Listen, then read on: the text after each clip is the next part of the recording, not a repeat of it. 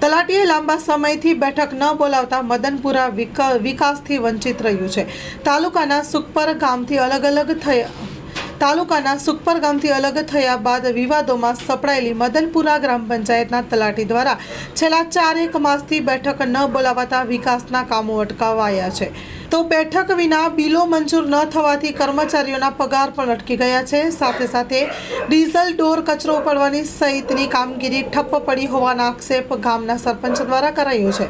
તાલુકાના સુખપર ગામથી વિભાજિત થયેલી મદનપુરા ગ્રામ પંચાયત હાલ સુખપર ગ્રામ પંચાયતના મકાનમાં જ બેસતી હોવાથી અગાઉ આ બાબતે મોટા પાયે ડખ્ખો થયો હતો, જેમાં નવા બની રહેલા મદનપુરા ગ્રામ પંચાયત 3ના પંચાયતના મકાનને પણ નુકસાન પહોંચાડાયું હતું। ત્યાં હવે તલાટી દ્વારા ગત જૂન માસમાં બેઠક બોલાવાયા બાદ હજુ સુધી બેઠક બોલાવતા ગટર, પાણી, ડીઝલના બિલો ચૂકવાના થઈ શકતા નથી।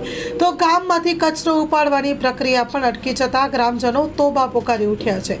તો બેઠક ન બોલાવવાથી બિલોને મંજૂરી ન મળતા ગ્રામ પંચાયતમાં ફરજ બજાવતા કર્મચારીઓના પગાર પણ અટકી ગયા હોવાના આક્ષેપો ગામના સરપંચ પૂનમબેન મેપાણી કરી રહ્યા છે।